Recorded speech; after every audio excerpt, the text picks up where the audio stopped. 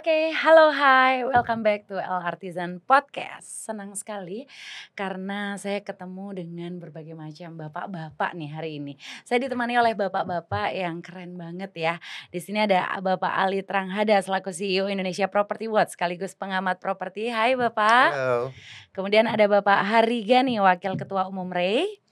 Bapak. Kemudian ada juga Bapak Windianto selaku manajer Biro Pemasaran PT Adi Komuter Property. Karena tadi yang saya bilang bahwa hari ini saya ditemani bapak-bapak dan ini saya senang sekali karena temanya juga menarik sekali Pak. Jadi tema podcast pada pagi hari ini yaitu properti di era kepemimpinan baru. Nah, seperti yang kita tahu nih bapak-bapak, pengembang properti sudah mulai bergerak. Apalagi di era kepemimpinan yang baru. Ada Bapak Prabowo Subianto ya selaku Presiden Republik Indonesia sekarang. Dan ramai sekali diperbincangkan juga Pak kinerja kepemimpinan Pak Prabowo selama 100 hari kerja, yang mana salah satunya di bidang properti. Nah, yaitu membangun 3 juta unit rumah per tahun gitu ya. Dan tentunya itu selama 5 tahun ke depan. Itu lumayan banyak sekali dan tentunya ini menjadi angin segar untuk para pengembang properti. Nah, bagi pengembang ini merupakan hal yang baru di 1 dekade terakhir apalagi mungkin sebelum terpilihnya Bapak Prabowo ini, sebelum resminya presiden yang baru ini sepertinya sektor properti mulai turun gitu. Banyak masyarakat yang mungkin wait and see terhadap kebijakan-kebijakan pemerintah yang baru gitu ya. Nah, fenomena wait and see pasar, investor dan pengembang selama pemilu akhirnya mulai terjawab. Nah, ini yang akan kita bahas. Apakah ini akan menjadi sektor properti ini akan bergerak ke arah yang lebih baik atau malah sebaliknya gitu ya. Nah, langsung saja nih kayaknya ada Pak Ali yang sudah siap Oke. yang sudah mempersiapkan materi yang menarik pada pagi hari ini. Ada pertanyaan yang menarik nih, ini tadi saya juga sempat diskusi dengan beberapa teman-teman. Sebenarnya menurut pandangan Pak Ali Tranghada selaku CEO Indonesia Property Watch sekaligus pengamat properti ya Pak ya. Seberapa penting sih Pak dampak stabilitas politik terhadap sektor properti Pak Ali? Oh ya, pasti kalau kita bicara properti ekonomi gitu ya, ini kan politik sangat penting ya. Betul Pak. Kalau politiknya sempat gonjang-ganjing ya kita berdagang, berusaha pun gak tenang gitu kan. Iya, Nah itu yang kenapa saat pemilu 2024 itu kan semua agak melambat ya. betul. Semua agak wait and see sampai kita lihat juga nanti ada yang sampai nunggu pilkada juga nanti nih, pilkada serentak kan. Jadi Oke, itu masuk iya, bagian-bagian politik ya. iya, Jadi semua nunggu sampai ya akhir 2024 lah. ya, Sampai juga kita tunggu 100 hari gebrakan yang Prabowo Gibran ini seperti apa ya. Tapi itu hal yang mesti dilalui gitu. Ya, oke. artinya kalau kita lihat ke depan potensi masih cukup besar tapi ini ada sedikit perlambatan yaitu suatu hal yang wajar dan mesti kita lalui gitu.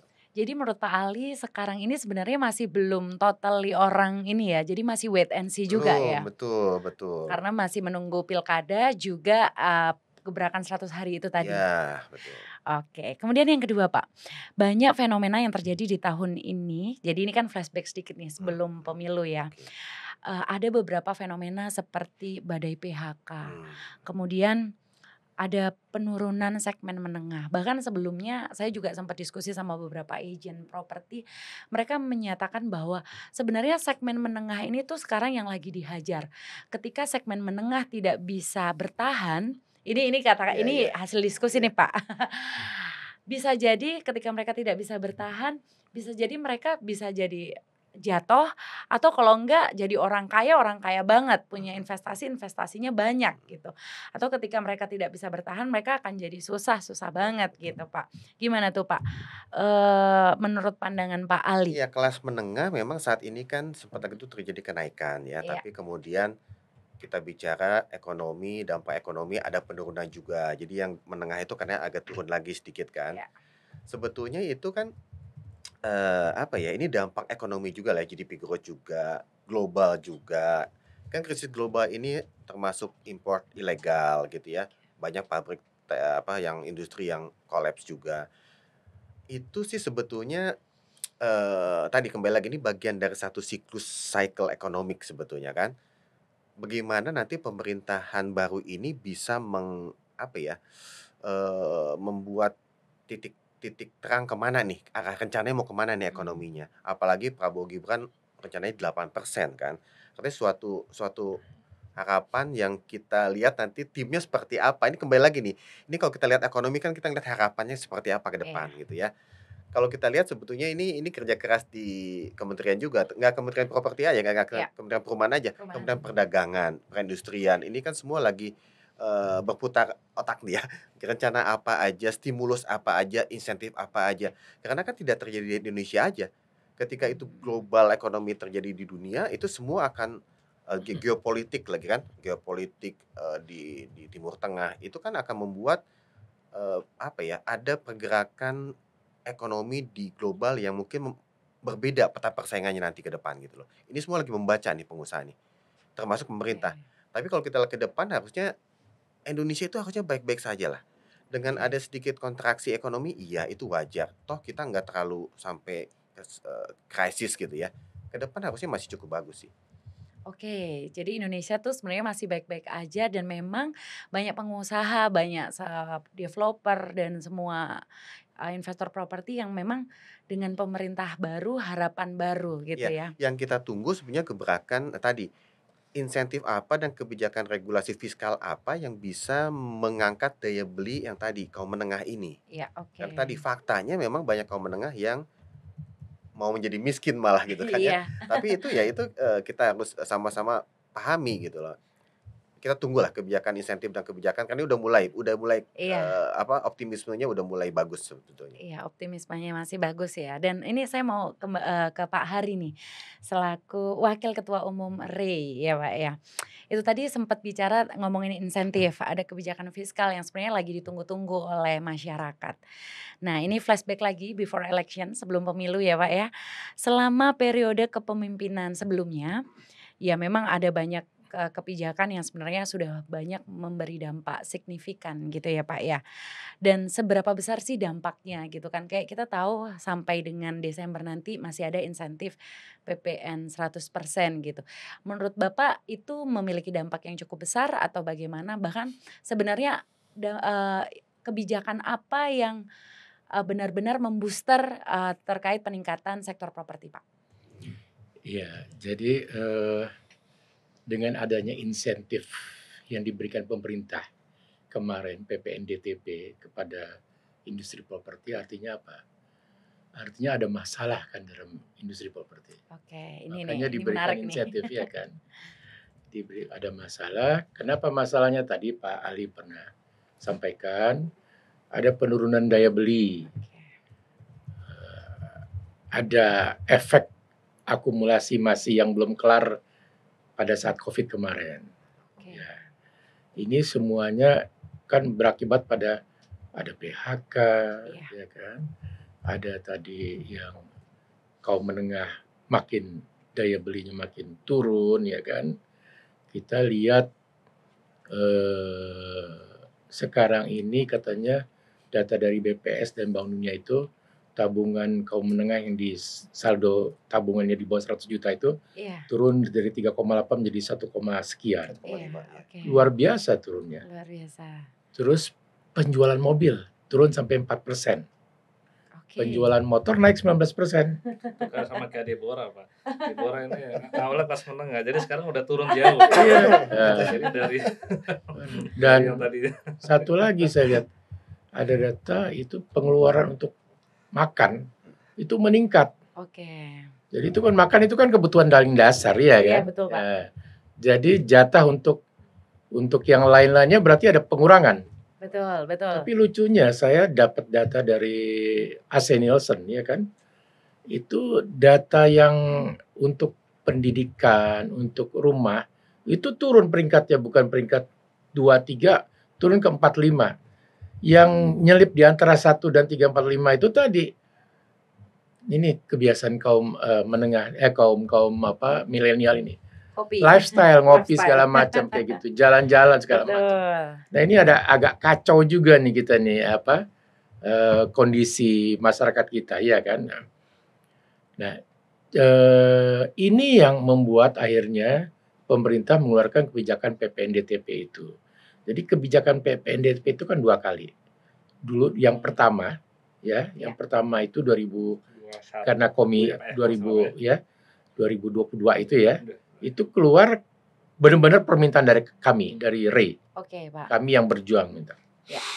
Saya ingat kita datang ke Pak Menko Perekonomian, kita datang ke Menteri PUPR ya kan, Menteri PUPR kan pembina kami gitu ya.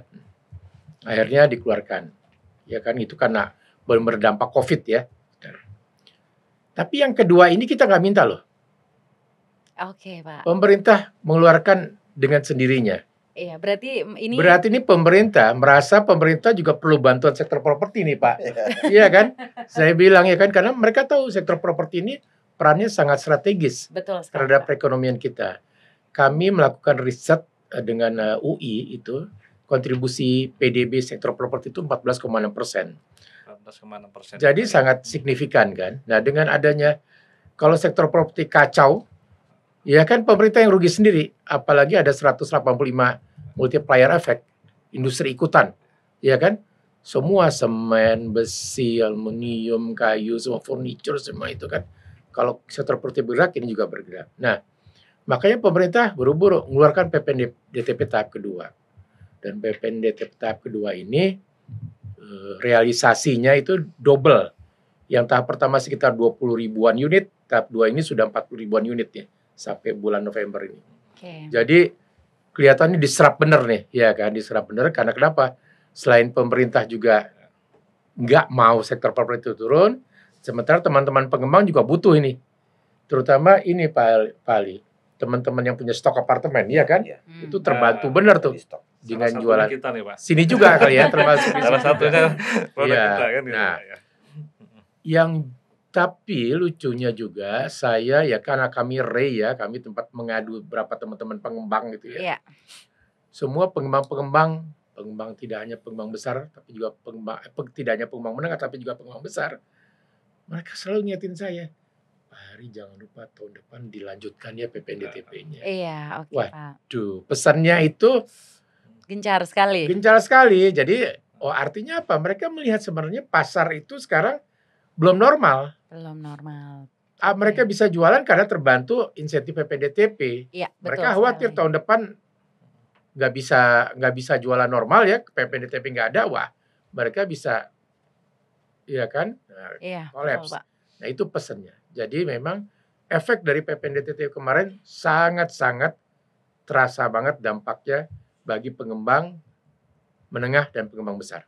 Oke, berarti tadi PPNDTP ya Pak ya, salah satu stimulus yang sebenarnya bisa memperkuat peningkatan industri properti, betul ya Pak ya. Terus kalau gosip-gosip PPN naik 12% gimana tuh Pak? Nah ini dia, ini kan yang emang kita nggak tahu ya kebijakan pemerintah ya dengan segini. Ini kita nggak harapkan, nah sementara kita Iya. pengen Free? bahkan kita untuk yang sekarang ini kan industri properti gini, itu kita lihat kalau kita bilang dari itu dibagi dua ya, Iya, oke Pak. yang besarnya 80% adalah pengembang rumah subsidi Oke. MBR yang harganya ditetapkan oleh pemerintah sekitar 170-180 jutaan. Itu 80% loh. Itu tersebar di seluruh daerah di Indonesia. Ya.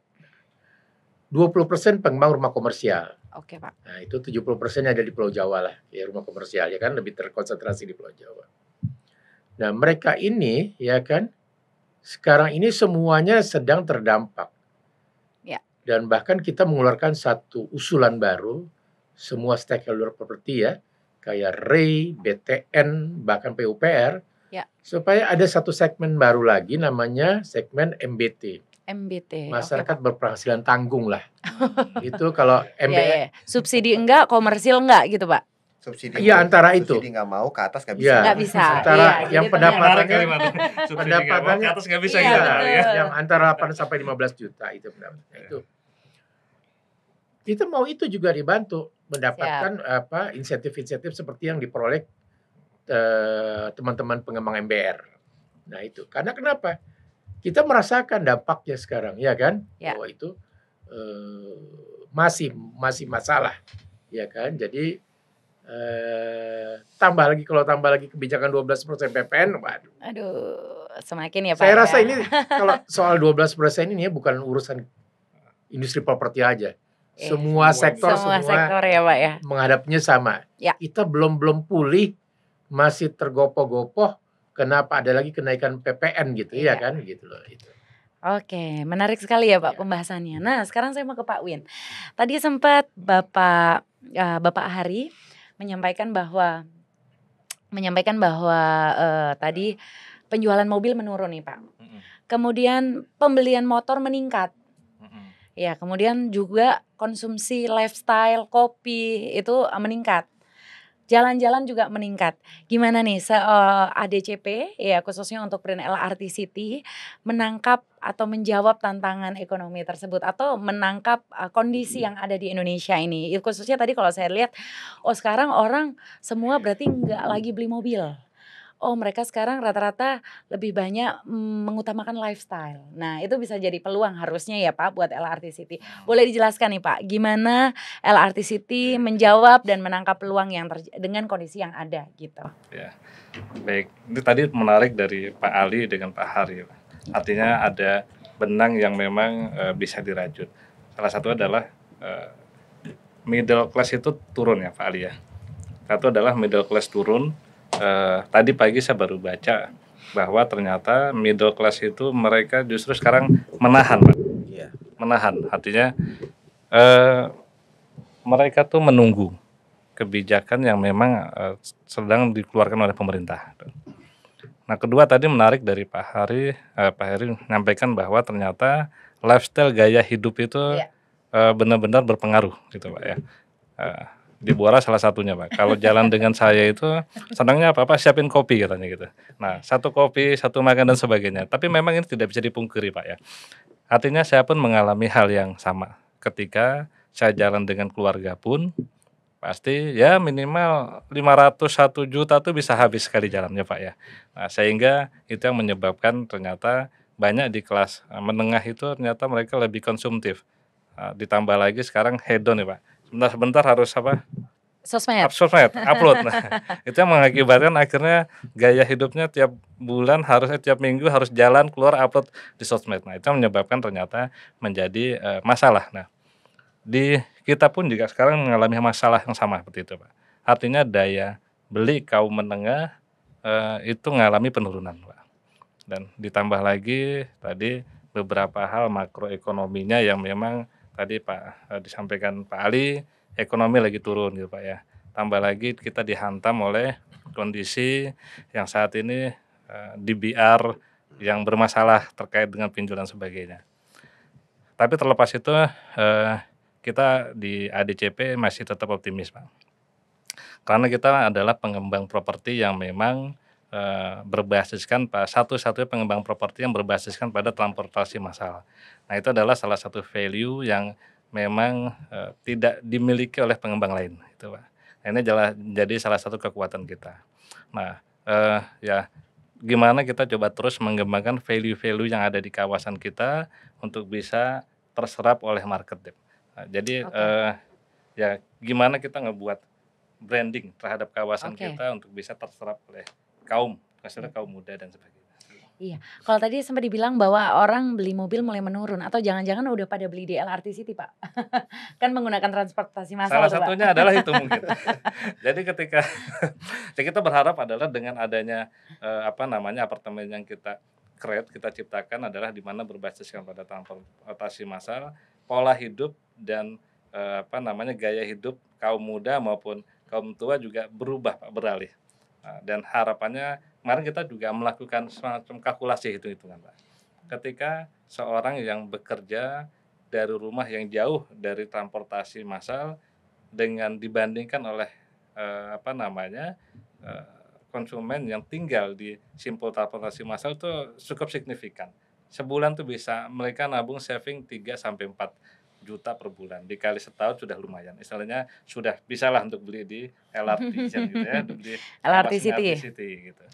Siap, oke. Nah, berarti tadi sempat disampaikan bahwa sebenarnya pemerintahan baru ini benar-benar kita menunggu kebijakan-kebijakan ya. Harapannya ya free PPN semuanya bisa dilanjutkan, kemudian berbagai insentif yang bisa mendukung ya untuk peningkatan sektor properti benar-benar jadi concern untuk pemerintah gitu ya.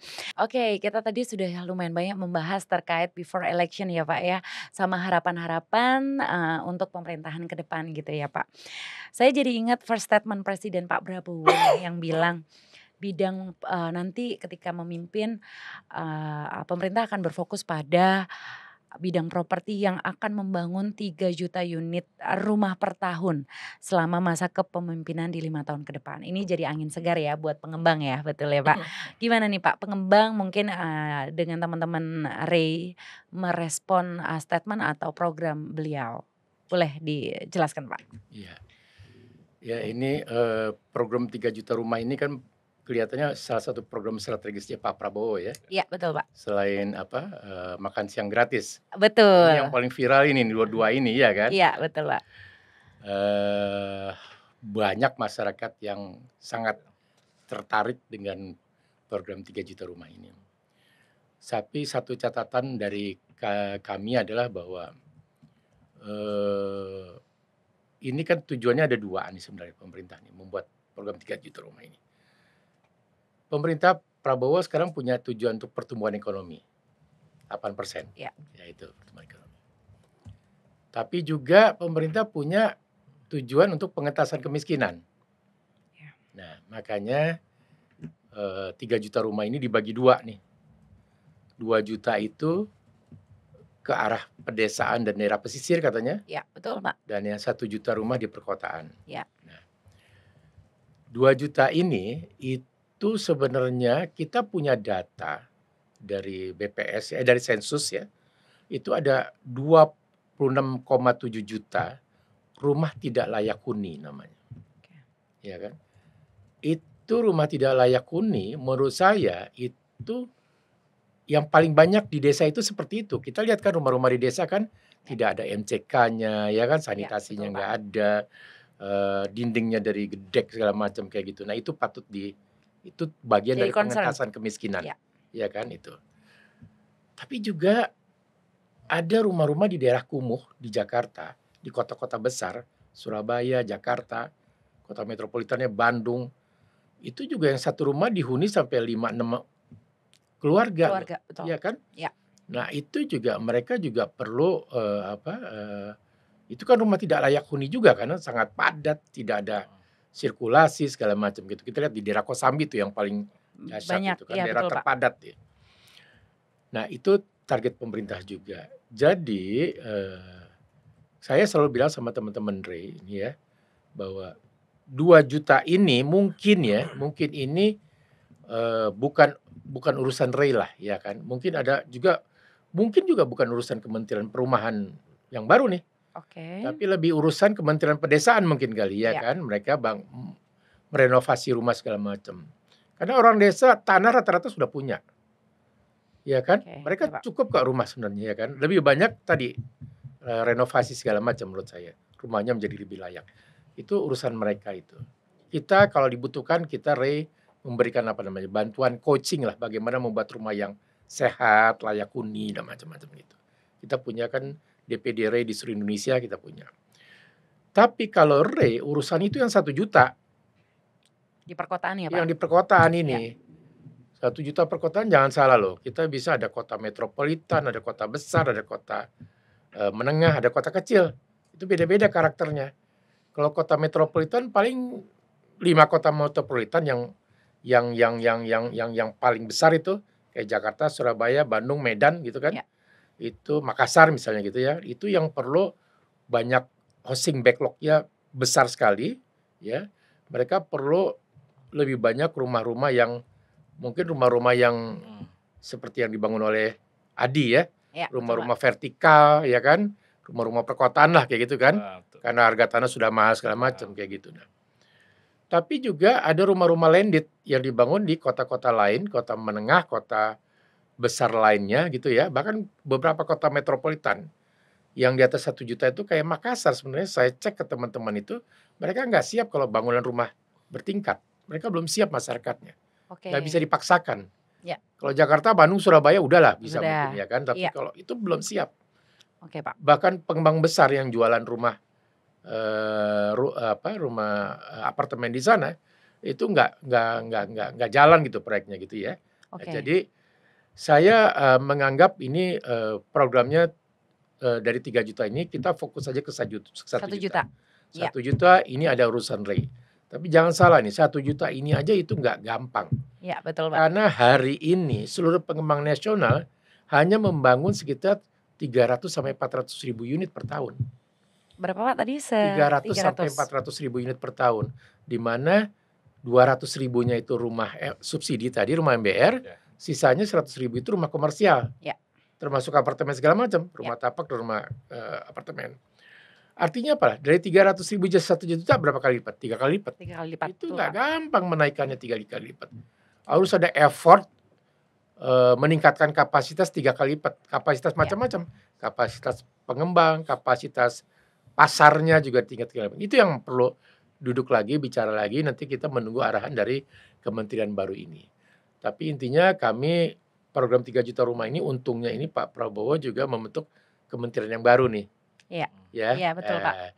Jadi mungkin kementerian ini kan khusus namanya Kementerian Perumahan Kawasan Pemukiman. Iya, betul, Pak. Jadi bisa lebih fokus ngurusin perumahan lah. Betul. Kalau yang lalu kan PUPR, lebih Iya. banyak bangun jalan daripada bangun rumah gitu kan istilahnya. Iya, betul, Nah, Pak. jadi ini mudah-mudahan dengan ini meskipun ada 3 kali kapasitas yang harus dibangun, bisa diselesaikan dengan kementerian baru ini. Iya. Oke, tadi ada hal yang menarik nih. Mungkin ke Pak Ali ya. Tadi sempat Pak Ari mengatakan bahwa sebenarnya yang jadi PR untuk pengembang itu adalah 1 juta rumah di perkotaan gitu ya. Dan ada nggak, Pak, kendala dari pengembang nih untuk menangkap peluang ini? Karena kan kita lihat nih 1 juta rumah di perkotaan, sedangkan kita tahu 1 juta rumah di perkotaan itu pasti harganya nggak bisa, ya mungkin bisa jadi tidak terjangkau, bisa Iya, iya. jadi. Gimana nih pengembang kemudian ya bagaimana pengembang menangkap peluang ini nih 1 juta rumah di perkotaan menghadapi permasalahan yang tadi cukup kompleks ya, satu rumah ditinggalin 5 orang bahkan sampai ada 3 kakak dan anak-anaknya. Kemarin juga viral di sosial media ada satu rumah yang kayaknya dihuni ada 13 orang gitu-gitu. Sedangkan kita tahu kondisi di Jakarta sudah cukup padat, kemudian lokasi ya satu padat, kedua pasti akan menjadi pertimbangan juga karena harga yang akan ditawarkan atau yang lainnya itu akan meningkat gitu. Gimana nih Pak Ali? Itu karena urbanisasi kan semua ke Jakarta semua kan. Nah, itu salah juga gitu ya. Kenapa ke Jakarta juga gitu semua kan. Gitu.